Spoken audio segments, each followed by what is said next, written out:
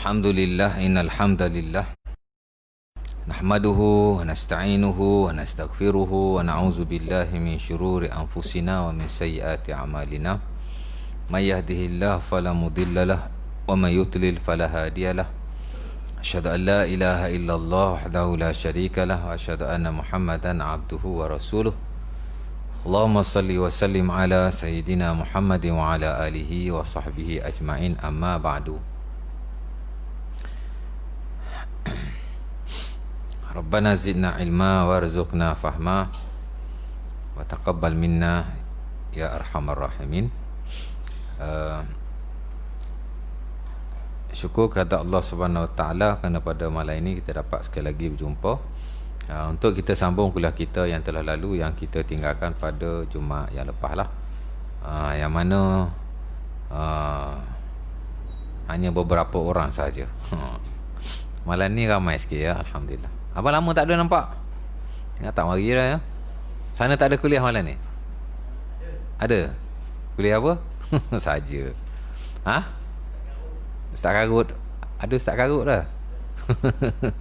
Ustaz pada karut dah. Marah Ustaz tu cakap dia karut.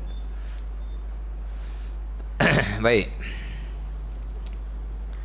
Hari tu kita dah masuk bab yang ketiga, itulah bab qada al-hajah ataupun bab al-istinja ataupun bab al-istitabah dan beberapa istilah yang lain yang saya dah kongsikan secara ringkas lah peristilahan itu yang difahami secara bahasa Arabnya, digunakan oleh orang-orang Arab untuk nak menunjukkan bahawa ataupun nak merujuk kepada berak dan kencing lah.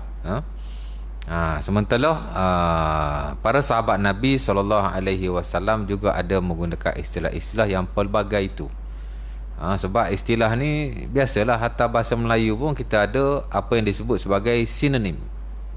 Mak Saleh tu sinonim tu English. Sinonim ni makna perkataan yang sama erti kan.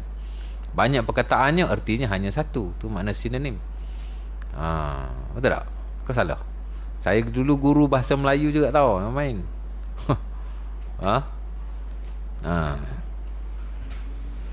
Dulu saya masih ingat masa saya nak mengajar tuition, masa mengajar tak apa aktif tu. Lamalah cerita 2-13 tahun dulu saya minta nak mengajar tuition malam-malam kan. Subjek kosong ada bahasa Melayu je. Saya kata saya boleh mengajar bahasa Melayu. Kan? Cuma ialah subjek masa SPM, masa universiti okey lah subjek bahasa Melayu tu. Dia pun tanyalah itu, tanya boleh jawab, ngajarlah saya. 2 pusat tuition tu ajar bahasa Melayu tu. Ada parent lagi masa mengajar di Ramang Putra. Parent sana bukan main, dia masuklah kelas kita tu. Boleh lah mengajar tu kan. Kita panggil sinonim, tapi untuk sekolah rendah lah, sekolah menengah. Perkataan yang sama erti, sama juga bahasa Arab. Sementara saya telah kongsikan apa yang dipegang oleh para ulama kita, itulah la musyahatah fil istilah. Dalam banyak hal istilah ni dia tidak ada masalah sama sekali. Yang kita nak konten juga kadang-kadang istilah tu dah tak betul, tapi sebahagian besar dalam ilmu syariah ni istilah ni dia tidak ada apa-apa, melainkan kita kena lihat dari sudut kontennya. Dalam segala keilmuan lah, dalam fiqh baik, dalam hadis baik, istilah tu ada peranannya.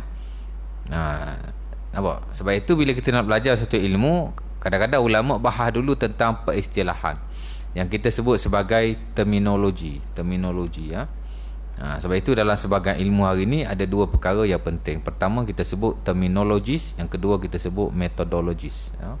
Hatta di peringkat tinggi bila kita buat research, masters ataupun PhD, antara yang menyumbang kepada markah kita ialah 2 tu, terminologi yang kita guna dan metodologi yang kita gunalah dalam tu. Jadi 2, terminologi and metodologi ya. Metodologi ni method kita lah.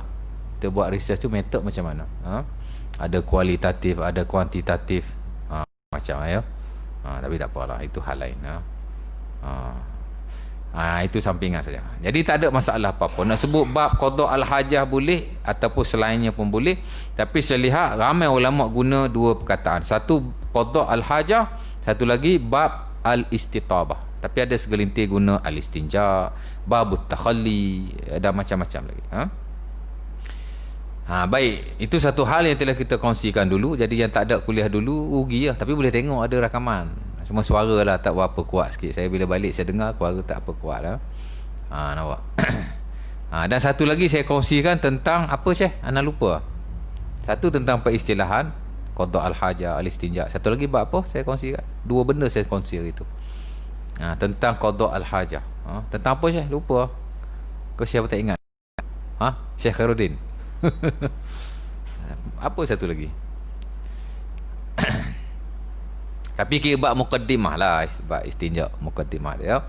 Hari ni ataupun malam ni baru kita nak masuk tentang adab qada al-hajah. Nampak? Kenapa disebut adab? Sebab adab ni konsepnya lebih luas berbanding sunnah. Kita tak kata sunnah qada hajat. Kita kata adab qada al-hajah. Dan begitulah dalam sebagai hal yang lain. Pasal apa? Pasal bila sebut sunnah, dia hanya merujuk kepada nah-nah yang sahih.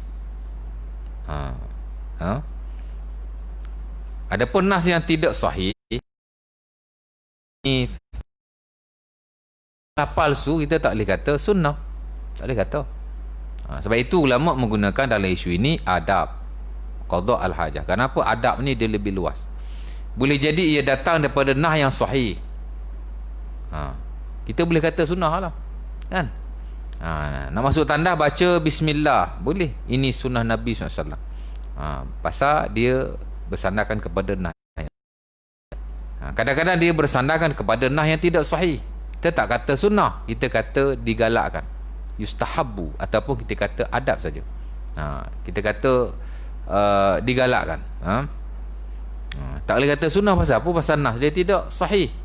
Sedangkan sunnah itu ma thabata anir Rasul sallallahu alaihi wasallam. Kita dah belajar dulu pasal tentang sumber-sumber ilmu, kan? Ada Quran, ada sunnah. Sunnah ni ma thabata anin Nabi, yang sabit daripada Nabi, yang memang Rasulullah SAW kata ataupun buat. Itu definisi kepada sunnah. Mesti sabit daripada Rasulullah. Tak sabit tak boleh kata sunnah. Jadi kita tak boleh kata sunnah lah, kita kata adab. Ulama guna istilah itu. Kerana kadang-kadang ia merujuk pada nah yang sahih, kadang-kadang ia merujuk pada nah yang dhaif. Ada banyak perkara yang berasaskan kepada nah yang dhaif dalam konteks qada al-hajah yang kita akan pergi satu persatu. Contohnya tutup kepala umpamanya. Tutup kepala, masuk tandas tutup kepala, dia berasaskan kepada nah yang tidak sahih. Secara marfu', mana merujuk kepada Rasulullah, dia tidak sahih. Tapi merujuk kepada sahabat Nabi sallallahu alaihi wasallam, umpama perbuatan Abu Bakar As-Siddiq, ada nas yang sahih, tapi dia mauquf, dia tidak marfu', mana dia tidak terangkat kepada Nabi. Ia hanya perbuatan para sahabat radhiyallahu taala anhu, dan perbuatan para sahabat kita tak boleh kata Nabi punya. Sebab itu ulama mengklasifikasikan yang datang daripada Nabi, sama ada kata-katanya yang kita sebut sebagai qaul, ataupun perbuatannya yang kita sebut sebagai fi'il, kita panggil marfu'. Terangkat kepada Rasulullah.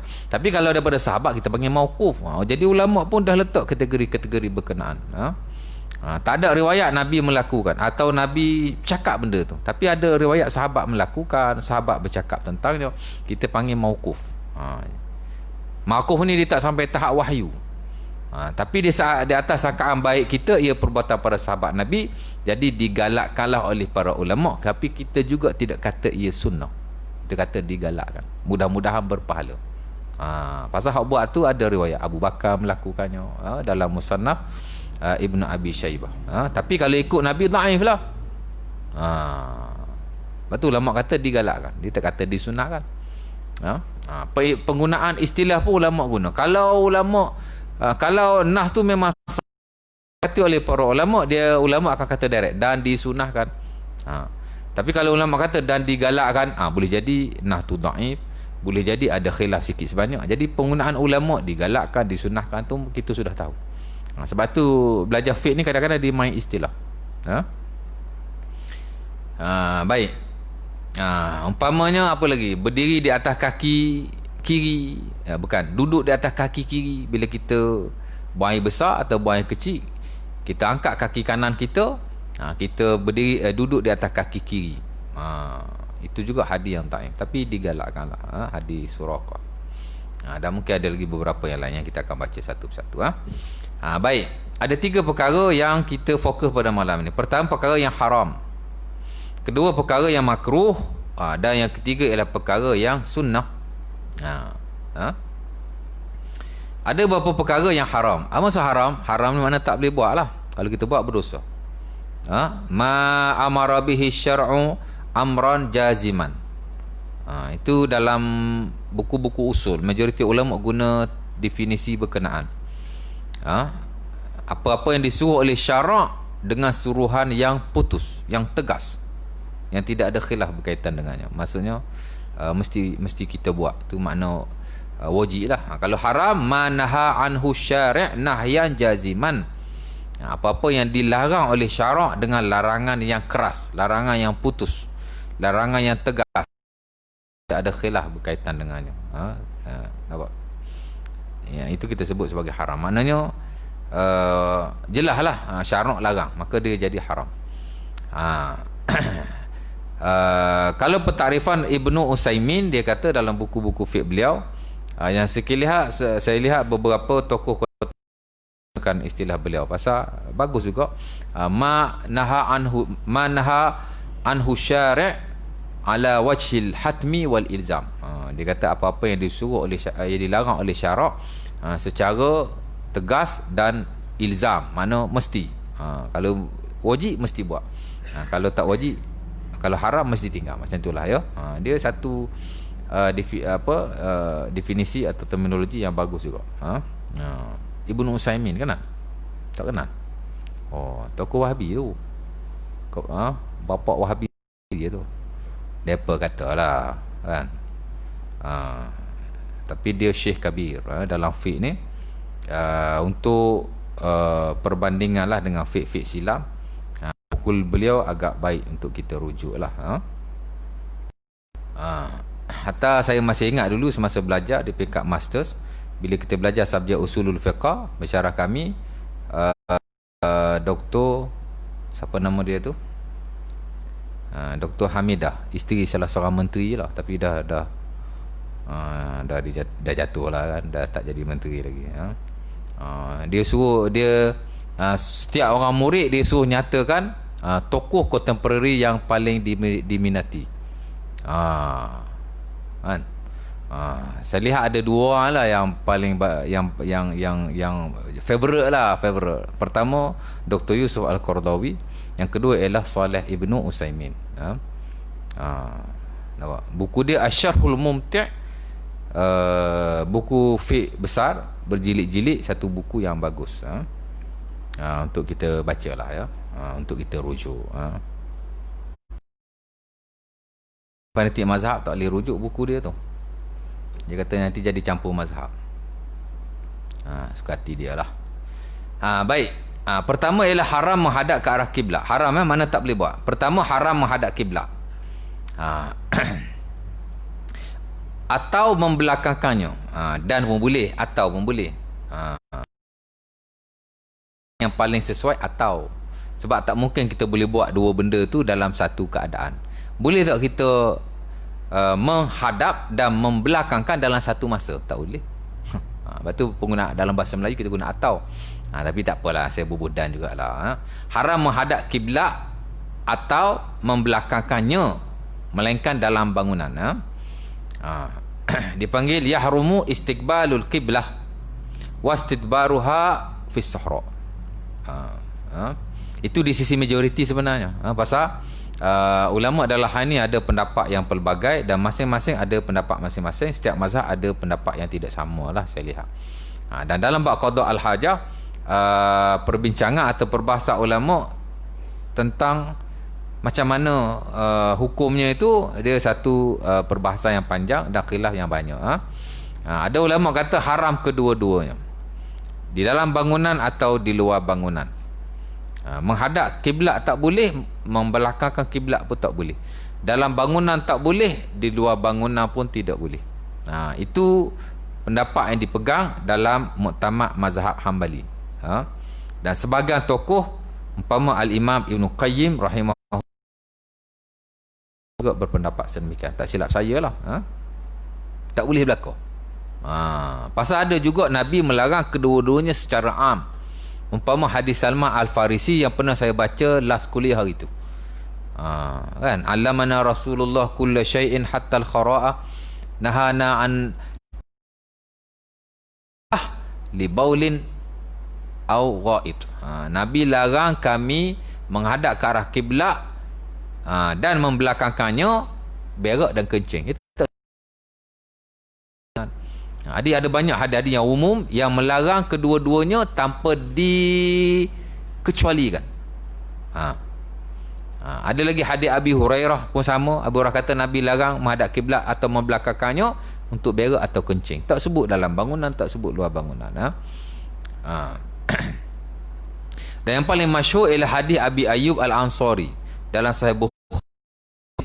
Katanya, kata Nabi SAW, la tastaqbilul qiblah wala tastadbiruha. Jangan kamu menghadap ke arah kiblat. Jangan kamu membelakangkannya. Walakin syarriku aw gharibu. Tetapi boleh ke kanan atau ke kiri. Tapi menghadap tak boleh, membelakangkan pun tidak boleh. Kemudian dia kata faqadimna Asyam. Kami pun pergi ke Syam.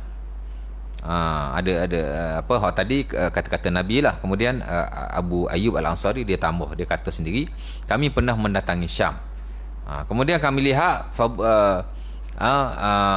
faqadimna Asyam fara'aina apa dia kata macam mana hadis tu saya lupa.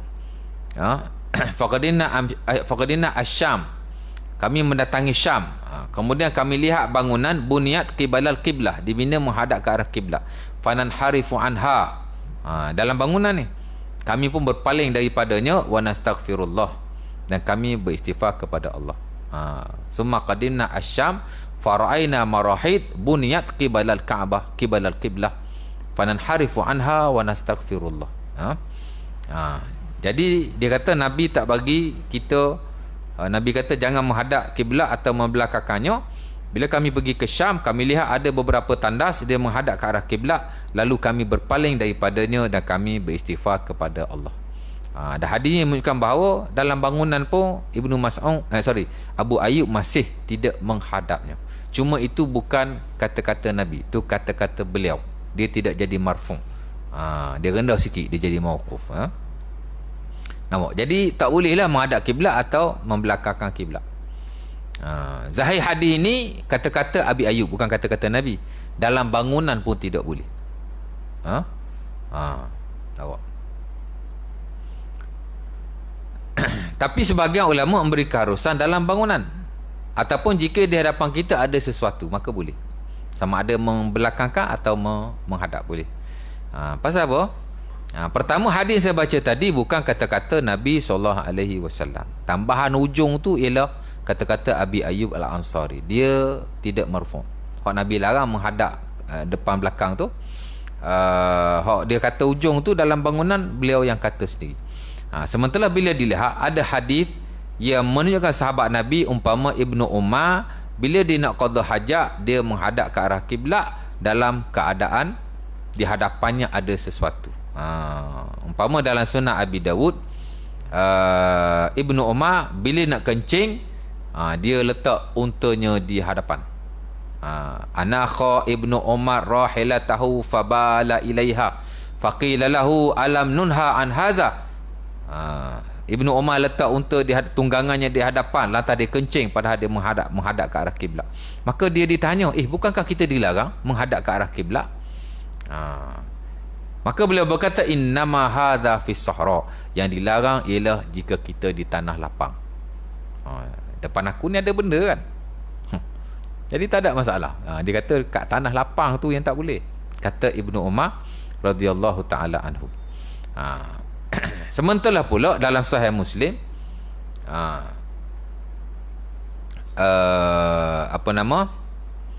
Ibnu Abbas radhiyallahu Ibnu Umar radhiyallahu taala anhu sendiri pernah melihat Rasulullah sallallahu alaihi wasallam ketika berada di rumah Hafsah kencing dalam arah membelakangkan kiblat. Kalau ikut hadis Nabi larang dua-dua, depan tak boleh, belakang tak boleh. Tapi Ibnu Umar tertengok Nabi kencing membelakangkan Baitillahil Haram. Jadi seolah-olah macam dalam bangunan tidak ada masalah. Belakang boleh, depan pun boleh. Walaupun nah tu belakang, tapi bila belakang boleh, depan pun boleh lah. Kata beliau, raqaitu ala baiti hautun nabi yaqdi hajatahu mustaqbilal qiblah mustadbiral qiblah mustaqbilas syam. Aku pernah naik ke bumbung Hafsah, rumah Hafsah. Tiba-tiba aku lihat Nabi sedang qada hajat menghadap ke arah membelakangkan Baitillahil Haram, menghadap ke arah Syam. Nampak? Syam belah sana. Jadi Nabi hadap arah Syam, belakang Nabi membelakangkan kiblat. Jadi dalam bangunan tak ada masalah.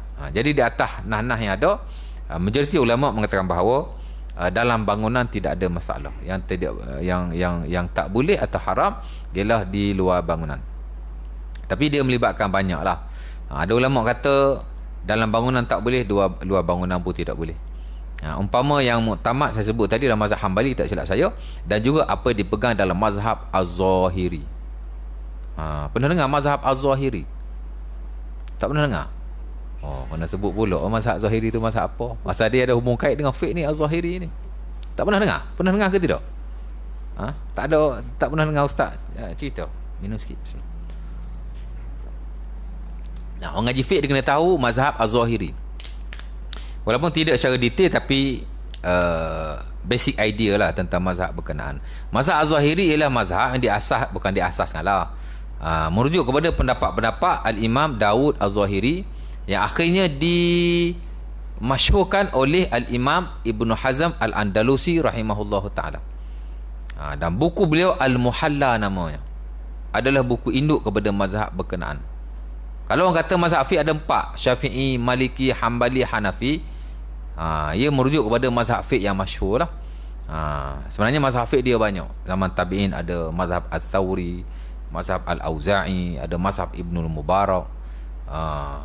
Kita di Madinah ada fuqaha sab'ah, ada 7 orang sahabat yang faqih dan tabi'in yang faqih dalam hak ehwa fiqh ni, yang disebut sebagai ahli fiqh yang 7 itu.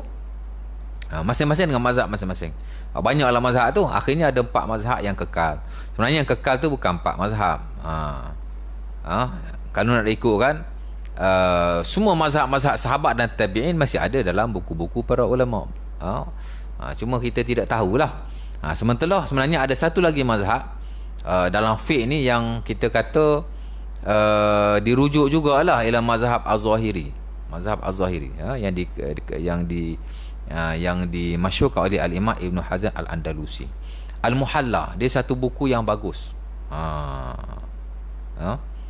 Cuma tak ada terjemahan Melayu lah, buku Arab. Hatta saya sendiri secara personal banyak merujuk buku berkenaan, walaupun kita tak jadilah pandangan beliau tu sebagai orang kata apa, pegangan kita. Tapi bagus untuk perbandingan, bagus untuk belajar, especially in academic analysis. Bagus sekali.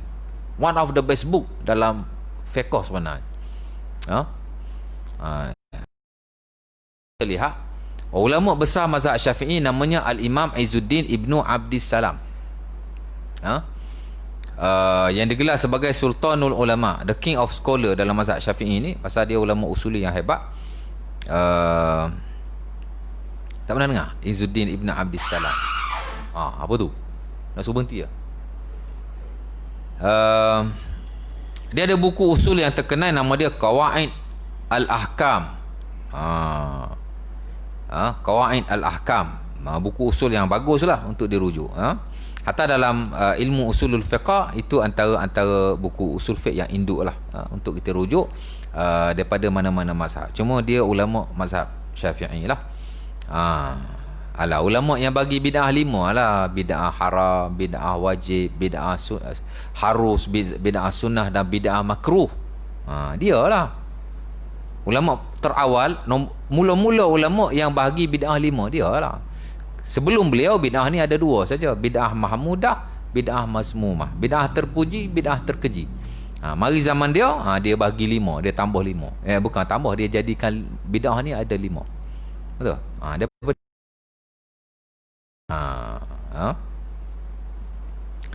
Tapi dalam buku fatwa beliau banyak juga beliau membid'ahkan benda yang boleh kata bid'ah hasanah pun. Kan?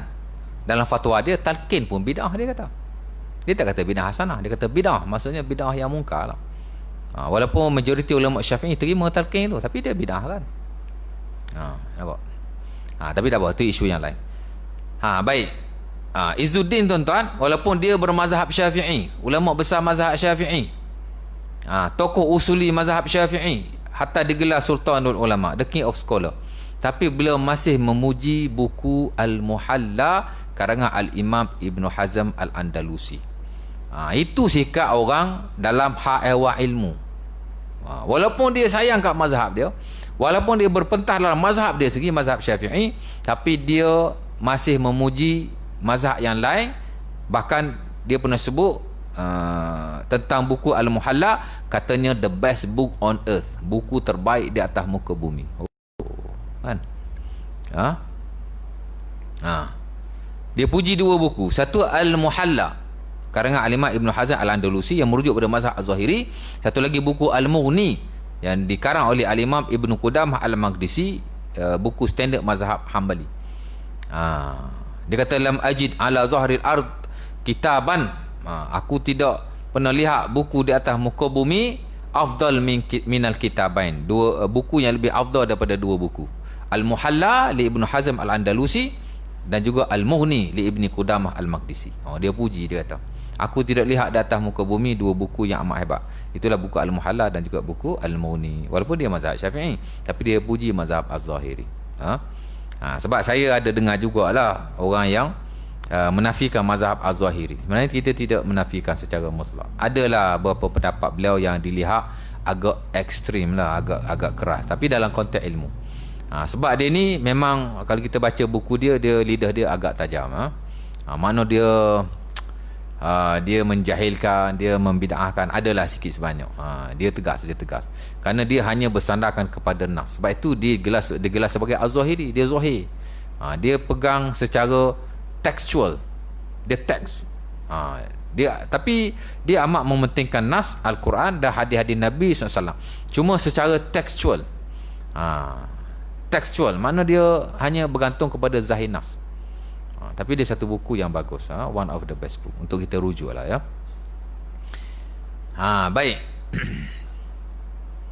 Kalau orang belajar ilmu khilaf, buku tu amat bagus. Hatta buku-buku khilaf contemporary, umpama buku fiqh sunnah, sahih fiqh sunnah Syekh Abu Malik, juga banyak merujuk kepada buku Az-Zahiri itu, hingga dikatakan buku beliau bukan buku fiqh sunnah tapi fiqh Az-Zahiri ya. Buku Malik tu. Untuk perbandingan baguslah ya. Jadi ada ulama yang kata dalam bangunan tak boleh, luar bangunan tak boleh. Ada ulama kata dalam bangunan boleh, luar bangunan tak boleh. Dalam bangunan tu erti kedua-duanya, membelakangkan pun boleh, menghadap pun boleh.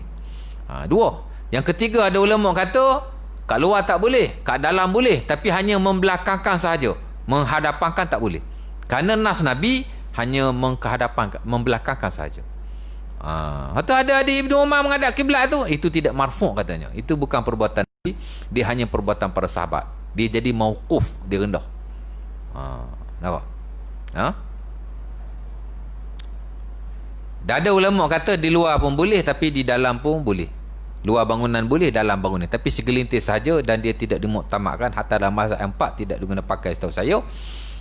Kenapa? Dia kata hadis yang larang tu sudah dinasahkan oleh hadis yang membolehkan. Wallahu ta'ala alam. Tapi sekian majoriti membenarkan dalam bangunan, tapi melarang di luar bangunan, di atas hadis-hadis yang telah saya baca tadi. Baik. Haram di tengah jalan, di bawah teduhan dan punca air. Memang tak boleh lah. Pasal apa? Di tengah jalan orang lalu, mana boleh kan? Kencing dan berak ni dia busuk. Jadi tak boleh lah di tengah jalan. Bismillah. Tapi saya ingat tak ada orang buat kot. Kalau orang buat tu orang nak dajal ke apa kan. Tapi ada juga kan, ada orang yang dah nyanyu. Ada juga. Saya dulu zaman kecil-kecil ada seorang atuk ni, dia berak tepi jalan. Pasal apa? Nyanyu. Tak apalah. Tapi dalam konteks biasa tidak boleh. Itu juga di bawah teduhan. Maksudnya di bawah pokok ataupun tempat-tempat yang ada teduhan yang mana orang berteduh di situ. Tapi kalau teduhan yang orang tidak duduk atau orang tidak lalu, tidak ada masalah. Tuan-tuan nak buat qada hajat di bawah pokok boleh. Dengan syarat pokok tu bukan laluan orang dan orang tidak berteduh di bawahnya. Macam dalam hutan, kalau kita nak cari bukan bawah pokok, cerita dia jangan bawah pokok yang orang lalu dan jangan bawah pokok yang orang buat teduhan, maka tidak boleh. Begitu juga di punca air, of course lah tak boleh, kan? Orang duk mandi air terjun kat bawah, dia pergi berak kat air terjun kat atas. Walaupun dia bukan punca air, tapi laluan yang menyebabkan najis daripada atas akan turun ke bawah. Nampak? Walaupun air itu banyak, tapi ialah tengah-tengah mandi terlanggar najis dia tu. Jadi elakkan di punca air atau laluan air yang mengalir, kita buang di bahagian atas sehingga terkena orang di bahagian bawah. Sementara Nabi SAW memanggil orang-orang yang qada hajat di tempat-tempat berkenaan sebagai orang yang terlaknat. Umpama dalam hadis Bukhari dan Muslim daripada Abi Hurairah radhiyallahu taala anhu, kata Nabi, ittaqul la'anain. Faqalu wa man la'anan ya Rasulullah? Faqala Nabi alladhi yatakhalla fi tariqin nas aw zillihim. Nabi kata, kamu jangan jadi dua orang yang dilaknat. Maka sahabat tanya, siapakah yang dilaknat itu wahai Rasulullah? Kedua-dua itu. Maka Nabi kata, orang yang qada hajat alladhi yatakhalla fi tariqin nas, di tengah jalan manusia, aw zillihim, ataupun di bawah teduhan mereka. Teduhan yang orang guna lah. Kalau teduhan orang tak guna, tidak ada masalah. Ada lagi hadis yang lain, antara hadis Abi Daud daripada Muaz, di mana kata Nabi, ittaqul mala'in as-salas, jauhilah kamu daripada menjadi tiga orang yang dilaknat. Al-buras fil mawarid, orang yang qada hajat di puncak air. Wa mawaridin nas, dan juga di tempat orang berkumpul atau orang kata tempat ada air, orang pergi ambil air kat situ, ataupun orang guna air kat situ. Macam orang tadi lah, dia kecing kat atas, orang duduk mandi kat bawah. Itu auzillihim, ataupun teduhan mereka. Fi qari'atit tariq, al-buras fil mawarid wa qari'atit tariq wazil, atau kama qala. Jadi tempat-tempat berkenaan tidak boleh.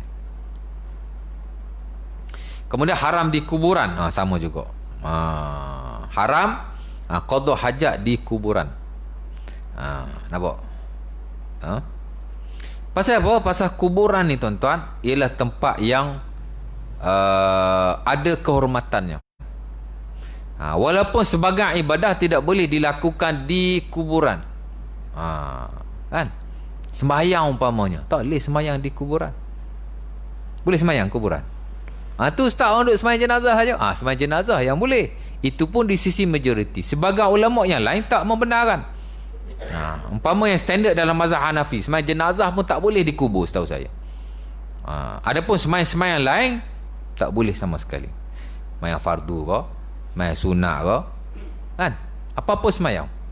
Pasal Nabi sebut dengan jelas, la tusallu ilal kubur, jangan kamu sembahyang ke arah di hadapan, di kawasan kuburan. Nabi tak benar sembahyang di kuburan. Memang tidak ada riwayat Nabi dan para sahabat sembahyang di kuburan, melainkan sembahyang jenazah sahaja. Umpama hadis Muslim daripada Ibnu Abbas, Nabi pernahlah pergi sembahyang jenazah di kuburan. Tukang sapu masjid tu mati, sahabat tak bagi tahu Nabi, dah tanam dah pun, Nabi pun pergilah kat kubur dia, Nabi sembahyang jenazah di atas kuburan beliau. Jadi bolehlah sembahyang jenazah itu. Adapun sembahyang-sembahyang ini tidak dibenarkan. Kembali kepada larangan yang asal, itulah la tusallu ilal kubur, jangan kamu sembahyang kepada kuburan, yakni di kawasan kuburan itu. Jadi tak boleh sembahyang di kuburan. Sembahyang pun tak boleh. Qada hajat tu memang tak boleh lah kan. Sembahyang pun tak boleh kan. La taj'alu, macam mana hadis tu?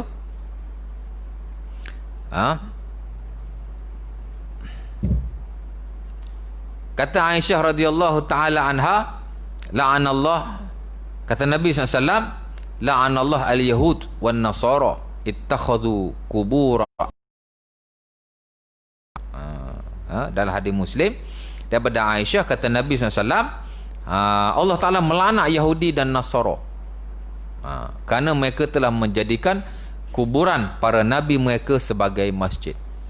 Kata para ulama, maknanya dia jadikan kuburan ni sebagai tempat ibadah. Masjid ni mana tempat ibadah, kan? Maka tidak boleh sama sekali. Masjid bukan tempat ibadah.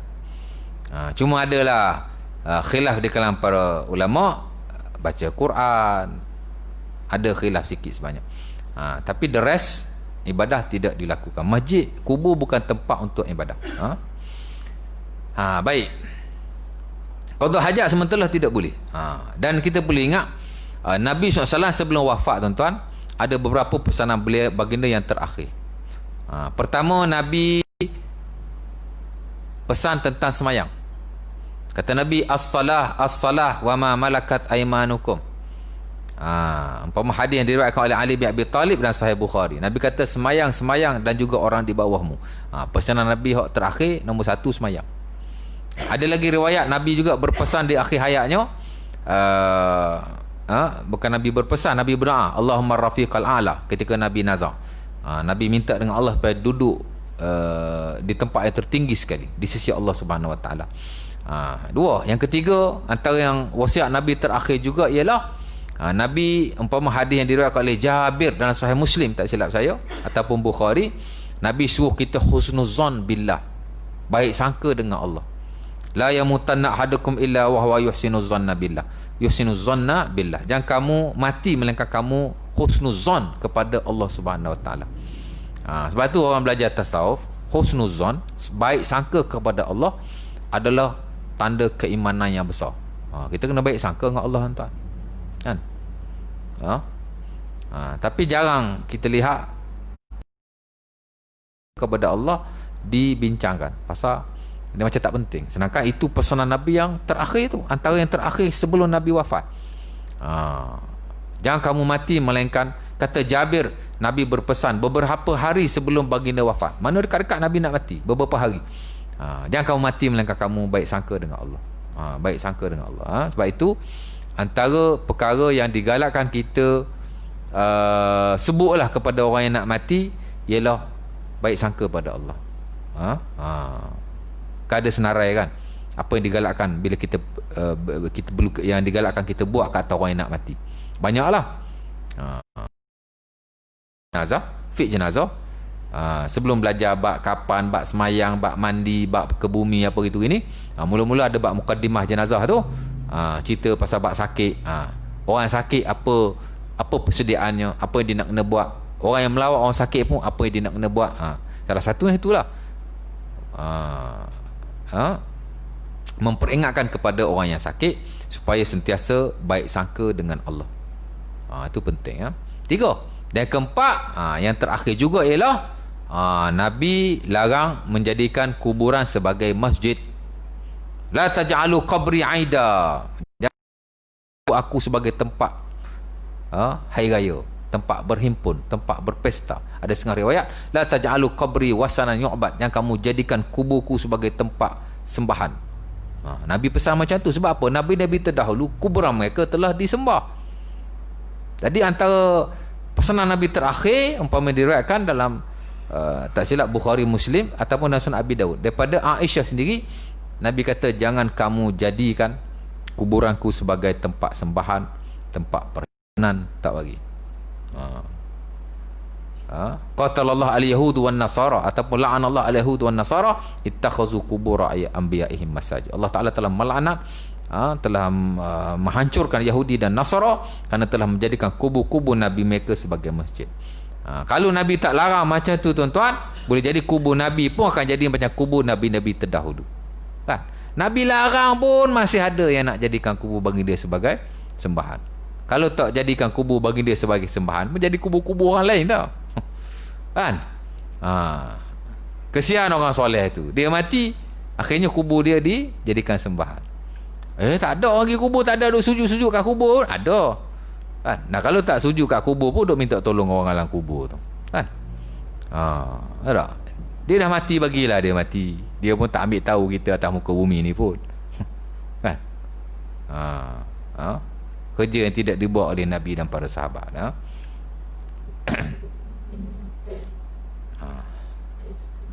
Dan yang mengharuskan tu tak ada dalil pun. Dia cuma guna dalil-dalil yang ada di atas dasar takwil. Tafsiran yang tidak bersandarkan kepada sunnah Nabi SAW. Dan Nabi dah larang jelas kan. Walaupun kubur ni ada kehormatan-kehormatan tertentu, untuk menjadikan dia tempat ibadah tidak boleh sama sekali. Sementara kalau nak pergi minta tolong orang dalam kubur tu, dia pun tak tahu kan. Kalau dia diazab oleh Allah, dia sibuk dengan azabnya. Kalau dia dalam nikmat kepada Allah, dia sibuk dengan nikmatnya. Dia tak ada nak ambil tahu hak kita datang muka bumi kan. Walaupun ada riwayat Nabi bercakap dengan ahli dalam kubur, tidak banyak, tapi dikaskan dalam hak ehwal kematian mesti berdiri di atas prinsip yang asal. Orang dalam kubur sibuk dengan urusan dia dengan Allah Subhanahu Wa Taala. Nampak? Ada tafsiran-tafsiran yang kita sebut sebagai takwil-takwil yang tidak berapa menepati lah. Sama lah orang kata zikir menari apa gitu gini, duk baca ayat Quran, alladzina yazkurunallaha qiyaman wa qu'udan. Ni ayat ni yang membenarkan zikir menari ni, dia baca ayat tu, orang yang ingat kepada Allah, dia ingat dalam keadaan duduk, dalam keadaan jaga, dalam keadaan baring, dia guna ayat tu. Itu takwil lah tu. Ayat tu tak merujuk benda tu pun. Betul tak? Kan? Macam dia kata boleh minta tolong orang mati, pasal apa? Pasal Nabi masa Isra' dan Mi'raj, Nabi Musa tolong tu, semayang daripada 50 jadi 5. Nabi Musa kan dah mati. Boleh lah minta tolong orang mati. Sedangkan Isra' dan Mi'raj tu mukjizat kan? Itu peristiwa khas. Jadi tak boleh dikaitkan di sana sini. Jadi bukan semua dalil digunakan tu betul lah. Dia dalil itu satu hal, penggunaan dalil itu satu hal yang lain. Dalil disalahgunakan. Nampak? Ada zikir menari, kaifiat dia boleh lah asalkan khusyuk kan. TV tengok kan, dia kata boleh asalkan khusyuk. Kaifiat ni tidak ada kaifiat yang khusyuk, asalkan khusyuk. Dan yang paling penting tidak dibuat-buat kan.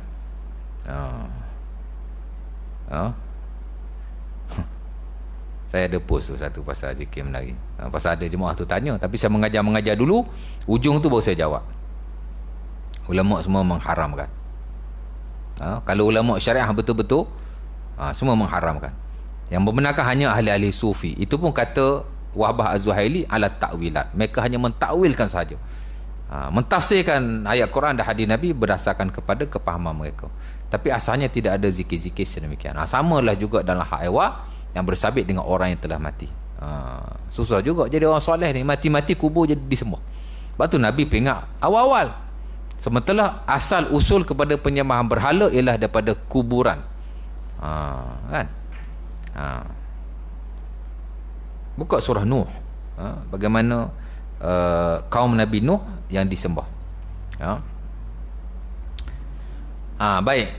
Jadi ada kehormatannya kubur ni tuan-tuan. Tidak boleh dilakukan ibadah dan tidak boleh juga qada hajat padanya, tak boleh. Hatta ada sebagian ulama tuan-tuan, kubur ni pakai selipar pun tak boleh. Pakai selipar. Sebab itu ulama sepakat sunnah masuk ke kawasan kuburan buka selipar. Sunnah. Tapi pakai selipar depa tak sepakat. Sebagainya mengharuskan. Adalah hadis-hadisnya yang saya tak perlu sebutlah, panjang pula kan. Sebahagian memakruhkan, dan segelintir mengharamkan, berdasarkan kepada hadis as-sabtiyatain dia panggil. Hadis itu ada pakai selipar, Nabi marah dia, Nabi suruh pecah. Batu masuk kubur, tuan-tuan buka selipar, masuk kaki ayam. Orang semua pakai selipar, tuan-tuan seorang tak pakai selipar. Jadi pelik kan? Try lah sekali. Dapat insya-Allah. Kadang-kadang benda yang kita buat nampak pelik belum tentu tak betul. Betul tak? Tapi pakai selipar pun tak apalah. Standard mazhab Syafi'i diharuskan. Tak ada masalah. Baik. Jadi tak boleh. Sementara ada hadis yang diriwayatkan dalam Sunan Ibnu Majah daripada Uqbah bin Amir, seorang sahabat yang besar. Dia banyak hadis dalam isu fiqh yang datang daripada beliau. Dia seorang sahabat yang masyhur. Kata beliau, kata Nabi SAW, ma ubali wasatul kubur qadaitu hajati am wasatus suq. Nabi kata, apa aku kisahkan jika aku qada hajat di tengah kubur ataupun di tengah pasar. Nabi menyamakan kubur dengan pasar. Kita qada hajat, ada malu kita. Orang pun tengok, haram pun haram, pasal orang lihat aurat kita. Begitulah juga dengan kuburan. Jadi tidak boleh sama sekali qada hajat di kawasan kuburan. Kau nak terkencing sangat, di luar kawasan masjid. Di luar kawasan kubur. Macam mana nak tahu di luar kawasan kubur? Kalau kubur tu ada pagar, di luar pagar lah itu yang dikira sebagai bukan kawasannya. Kalau tempat tu tak ada pagar, jauh sikit lah pada kawasan kuburan yang dikira itu bukan kawasan kuburan. Mana? Jauh sikit. Kira kata yang dia pergi. Nampak? Kira tempat tu bukan lagi dianggap sebagai kuburan, maka boleh qada hajat di situ.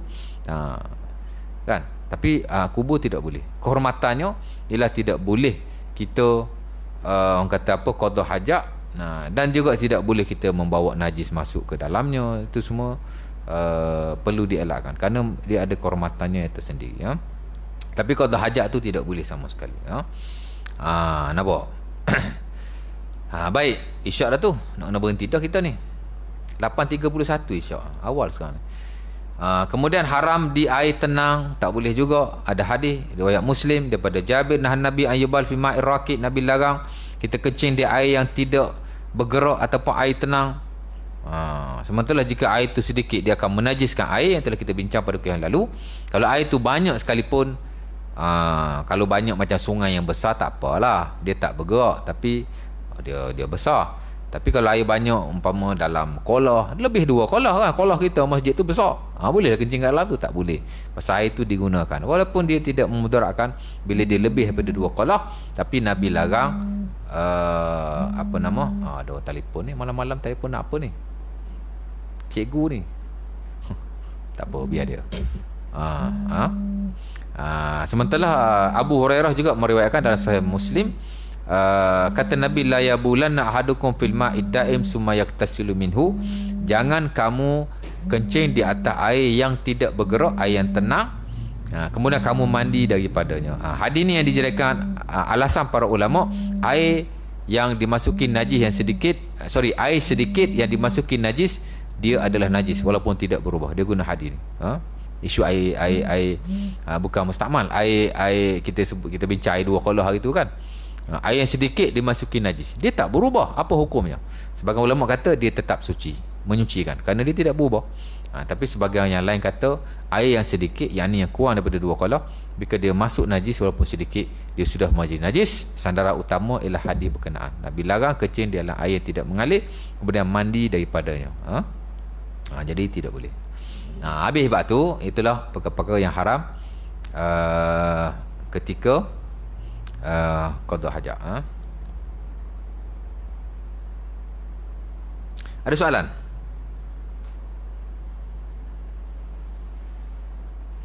Asal nak tulis 4 saja. Asal nota ana yang dulu nak tulis 6. Satu lagi ialah haram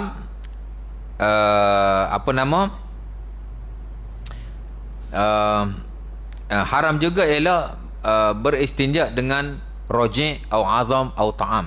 5.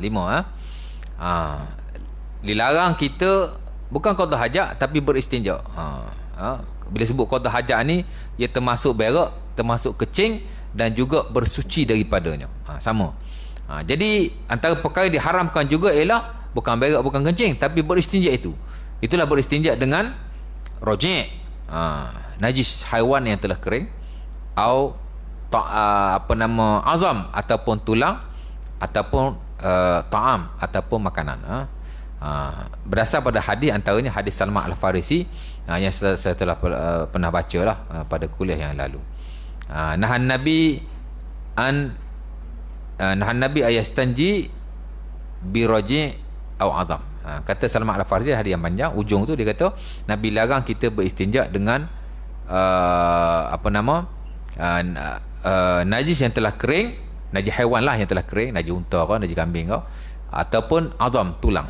Dan bila sahabat tanya pasal apa tak boleh, Nabi kata innahu ta'amu ikhwanikum minal jin, ataupun setengah riwayat innahu zadu ikhwanikum minal jin, dia adalah makanan sahabat saudara kamu daripada para jin. Jadi tidak boleh. Itu yang kelima. Kemudian ada satu lagi yang haram, apa nama,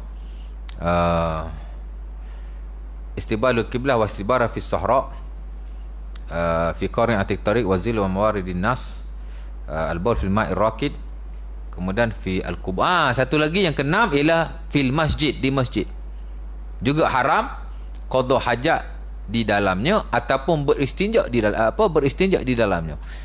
Berak kencing dalam masjid memang tak boleh lah, ataupun istinja pun tidak boleh. Dia berak kat luar nak pergi basuh dalam masjid, tak boleh. Ataupun dia tidak berak, ataupun dia tidak kencing dan tidak juga beristinja dalam masjid, tapi dia bawa masuk dalam najis dalam masjid, kan, juga adalah haram secara sepakat para ulama. Jika dia khawatir najis itu akan mencemarkan masjid, tapi kalau dia tidak khawatir najis itu mencemarkan masjid, maka harus. Dan disebut oleh Imam Nawawi dalam syarah Sahih Muslim, ikhraju idkhalun yahrumu idkhalun najasah fil masjid idza khafa tanjisuhu, idza khafa tanjisahu, haram membawa masuk najis ke dalam masjid dia jika dia khawatir akan menajiskannya. Fa in amina jaza, tapi kalau dia aman, yakni dia tidak khawatir akan mencemarkan masjid, maka harus. Contohnya macam kita bawa masuk anak kita pakai pampers, kan, tiada syarat kita buang pampers yang ada najis, ganti pampers yang baru. Tapi kalau dapat tukar itu bagus, insya-Allah taala. Tapi kalau tak tukar pun tak apa, as long as najis yang ada dalam pampers pun dia tidak keluar. Jadi tak ada syarat lah. Tapi kalau dapat keluarkan itu lebih baik. Kerana ulama sepakat memasukkan najis dalam masjid jika dia dapat mencemarkan masjid atau dikhawatiri mencemarkan masjid, baru dia jadi haram. Tapi kalau najis itu tak mencemarkan, maka tidak ada masalah, dah harus, kata Al-Imam An-Nawawi rahimahullah ta'ala. Adapun qada hajat dan istinja memang tak boleh sama sekali. Pasal apa? Pasal zaman Nabi SAW ada orang kencing dalam masjid. Al-A'rabi dia panggil, seorang Arab Badui. Tahu kisah dia kan? Nasai Bukhari adalah, Sahih Muslim ada daripada Anas bin Malik. Ada beberapa lafaz lah riwayat itu. Antara kata Anas bin Malik, ja'a A'rabi fabala fi ta'ifatil masjid fazajarahu nas fanahahumun nabi. Setengah riwayat aradu an yaqa'u alaih. Falamma qada baulahu amara an-nabi bi zanubin ma' fa'uriqa alaih, wa fi riwayah sabbu alaihi zanuban mimma.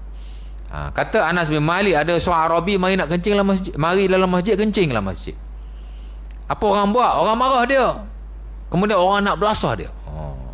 Macam kita lah, masuk-masuk kat tempat kita ni kencing, kan, bukan kata marah, mau kita belasah kawan tu, betul tak? Kemudian Nabi menghalang mereka. Nabi kata biarkan dia kencing dulu. Nabi membiarkan dia menghabiskan kencingnya. Bila dah habis kencing, Nabi pun suruh sahabatnya ambil sebaldi air lalu mencurahkan ke atasnya, membersihkanlah tempat tu. Nampak? Pasal masjid Nabi ni dia pasir, ambil air simbah, selesai masalah. Dan dalam riwayat yang lain Nabi kata innama bu'aistum muyassirin walan tub'asu mu'assirin. Nabi kata jangan menyusah-nyusahkan, kamu tidak diutuskan sebagai orang yang nak menyusahkan, tapi kamu diutuskan untuk nak mempermudahkan. Jangan kecoh-kecoh, kan, ambil air simbah, selesai. Betul tak? Kemudian dalam Sahih Muslim Nabi panggil dia, Nabi kata inna hadhil masajid la tasluhu li syai'in minal bawl wal qazar innama hiya lis-salah wa zikrillah wa qiraatil Quran. Nabi panggil dia, Nabi ajar dia. Nabi kata masjid ni tak boleh ada najis, tak boleh kencing, tak boleh berak. Tapi dia untuk semayang, untuk baca Quran dan untuk zikrullah.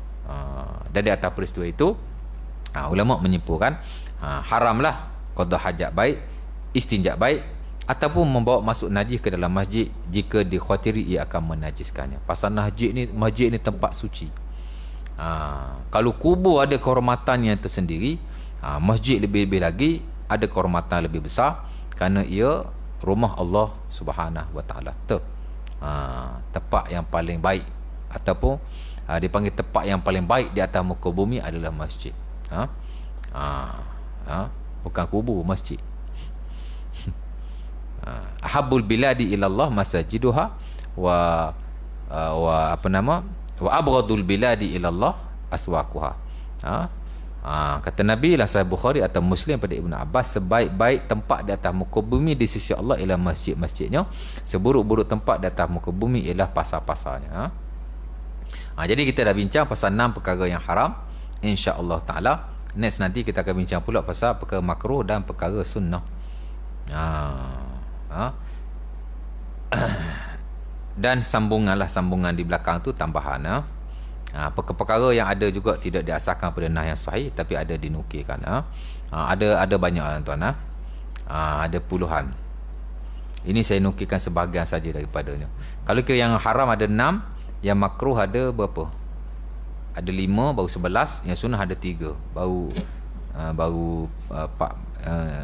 ada 14 lah.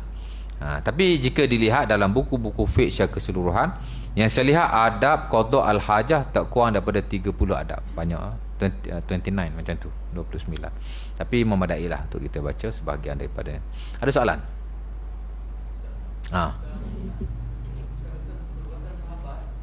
Bismillah.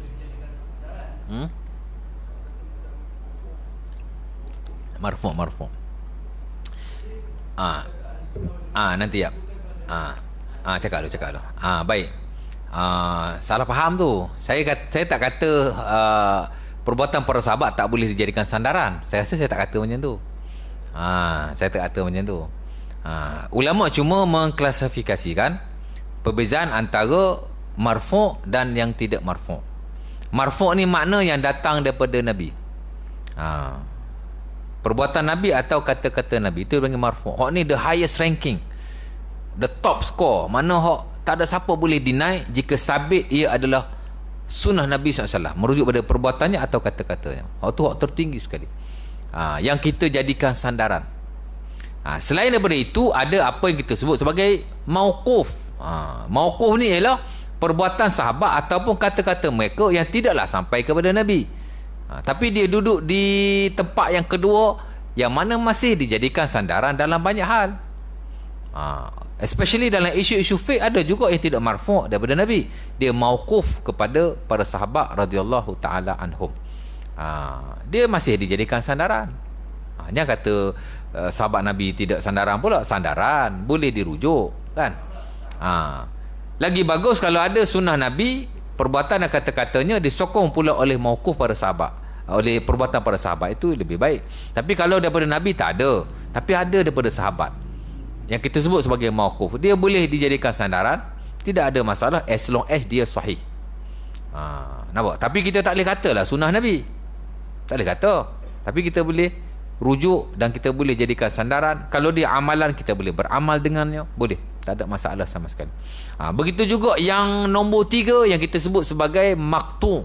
Maqtu' ni ialah yang datang daripada tabi'in, bukan daripada sahabat Nabi dan tidak sampai juga kepada Rasulullah sallallahu alaihi wasallam. Saya bagi contoh macam zikir, tapi tak banyak. Umpama zikir yang tuan-tuan baca bila dengar guruh di langit ataupun kilat, apa yang tuan-tuan baca? La haula wala quwata illa billah. Itulah orang Melayu, betul tak? Bukan sunnah cakap mana tu. Yang sunnahnya ialah kita kata subhanallazi yusabbihu ar-ra'du bihamdihi wal malaikatu min khifatihi, ataupun subhanallazi sabbahtalah. Dua zikir ini zikir yang digalakkan untuk kita baca ketika kita lihat kilat ataupun dengar guruh di langit. Kedua-dua zikir ini ada juga yang marfu' daripada Nabi, daripada Ibnu Umar, Allahumma la taqtulna bi ghadabik. Macam mana tu saya pun tak ingat, tapi yang dua tadi, Allahumma la taqtulna bi ghadabik wa la tuhlikna bi azabik wa afina qabla zalik. Itu hadis Abi Daud daripada Ibnu Umar, dia marfu' kepada Nabi tapi dia tidak sahih. Itu tak apalah. Yang ni saya sebut yang kita sebut maqtu', mana bukan Nabi, bukan sahabat, tapi tabi'in. Zikir itu digalakkan oleh para ulama. Pasal apa? Pasal dilihat kepada riwayat yang marfu' daripada Nabi tak ada, melainkan hadis Ibnu Umar tadi. Sama juga daripada sahabat Nabi, tapi ada daripada tabi'in. Itu kita panggil maqtu'. Ulama klasifikasikan yang datang daripada tabi'in sebagai nas yang maqtu'. Maqtu' ni mana daripada tabi'in lah. Yang mana zikir berkenaan datang daripada Tawus. Tawus namanya. Nampak? Hatta Imam Syafi'i dalam tak silap saya ada juga menukilkan zikir berkenaan daripada beliau. Sementara Al-Imam Nawawi dan Al-Askar pun buat mari zikir itu juga daripada Tawus. Tak silap saya Tawus. Dia maqtu'. Boleh dijadikan sandaran, tak ada masalah. Kalau daripada sahabat, daripada Rasulullah, of course lah boleh jadi sandaran. Kalau daripada sahabat Nabi juga boleh jadikan sandaran. Daripada tabi'in pun boleh dalam banyak hal, as long as dia sahih. Daripada kita yang tak boleh jadikan sandaran ni, dan kita tak boleh. Kan? Macam orang tanya saya, Ustaz, nak keluar rumah baca waja'alna min baini aidihim saddan wa min khalfihim saddan. Tiup kat penjuru rumah baca ayat kursi ke? Saya kata wallah ta'ala alam, saya belajar zikir tak ada amalan tu. Tak ada ulama yang ajar ni. Tok Syekh ke apa kan? Saya kata Tok Syekh bukan sandaran. Kalau ada sandaran daripada Rasulullah, ada hadisnya, kita amalkan. Ataupun kalau tak ada daripada baginda, tapi ada daripada sahabat, ada daripada tabi'in yang kita anggap sebagai marfu' dan mauquf, bawah sikit, tapi masih boleh diamal dan masih boleh dijadikan rujukan. Kalau daripada kita tak ada, marfu' jauh sekali, maqtu' dan mauquf juga tidak. Tak ada klasifikasi untuk benda agama yang kita buat, especially amalan, tak ada langsung. Melainkan kita hanya merujuk kepada ketika-ketika. Tapi tak dinafikan lah, top sekali hak daripada Nabi lah yang kita sebut sebagai marfu'. Tu kita nak kena ingat. Daripada sahabat Nabi, daripada tabi'in direct kepada Nabi, ada juga, itu dia panggil mursal. Ada tabi'in, tuan-tuan, tabi'in ni orang yang lihat sahabat, tak lihat Nabi. Dia meriwayatkan hadis daripada Nabi tak melalui sahabat, direct qala Rasulullah SAW. Itu dia panggil mursal. Nampak? Boleh dijadikan sandaran. Kalau dia melibatkan amalan, boleh juga diamalkan as long as dia sahih. Tapi dia bawah lah daripada marfu' tu. Tapi boleh jadikan sandaran. Jadi kalau kata tak boleh jadikan sandaran, melainkan marfu' sahaja, itu saya tak sebut macam tu. Tapi boleh dengar balik. Saya rasa saya tak sebut macam tu lah. Boleh jadikan sandaran, tak ada masalah. Tapi kena ingat, marfu' atas sekali, top. Kemudian di bawahnya mauquf. Kemudian di bawahnya maqtu' ataupun juga disebut sebagai mursal jika tabi'in itu terus mensandarkan kepada Rasulullah sallallahu alaihi wasallam tanpa melalui para sahabat. Dan dalam mazhab Hanafi, tuan-tuan, banyak hadis-hadis mursal yang diguna pakai. Kita mazhab Syafi'i saja yang tak guna hadis mursal banyak sangat. Kerana mazhab Syafi'i hadis mursal tidak diterima melainkan hanya daripada tabi'in yang besar-besar. Hatta kata Imam Imam Syafi'i rahimahullahu taala, dinukulkan oleh ulama-ulama Syafi'i, Imam Syafi'i kata la yuqbalul mursal illa min Sa'id ibn al-Musayyab. Tidak diterima hadis mursal melainkan daripada Sa'id ibn Musayyab. Cuma ulama Syafi'i melebar luaskan lagi, bukan hanya Sa'id ibn Musayyab, mana-mana tabi'in yang besar, kibarut tabi'in, boleh diguna pakai, dan ia juga adalah daripada Al-Imam Syafi'i rahimahullah ta'ala. Nampak? Jadi kita nak kenapa? Boleh. Cuma dia buat ranking bawah lah. Jadi kita ada marfu', kita ada mauquf, kita ada maqtu' ataupun mursal. Mursal ni mana tabi'in meriwayatkan hadis direct daripada Rasulullah tanpa melalui para sahabat, yang mana itu tidak mungkin. Dan hadis mursal ni, tuan-tuan, di sisi majoriti ulama hadis adalah hadis yang lemah. Kerana mana mungkin tabi'in meriwayatkan suatu hadis tak melalui para sahabat, tak mungkin. Nampak? Tapi ada juga yang sahih, banyak juga ya. Jadi nak kena faham. Baguslah abang tanya gitu. Kan salah faham pula kan. Kata kalau daripada sahabat tak boleh dijadikan sandaran. Sama juga dalam kes saya sebut tutup kepala tadi. Itu mauquf, perbuatan Abu Bakar As-Siddiq yang tidak marfu' kepada Nabi. Mana tidak datang daripada Rasulullah. Ada tapi dia tidak sahih hadis tu. Hadis Aisyah tu. Tapi yang sahih ada, tapi dia mauquf. Boleh dijadikan sandaran. Malah ulama memasukkan digalakkan menutup kepala di atas hadis Abu Bakar As-Siddiq. Tapi bukan perbuatan Nabi, ada perbuatan beliau. Nampak? Boleh faham? Ada soalan lagi? Cukup dah tu. Nak semayang, bahaya ni. Qul qouli hadza. Assalamualaikum warahmatullahi wabarakatuh. Tutup majlis tasbih kafarah dalam surah Al-Asr.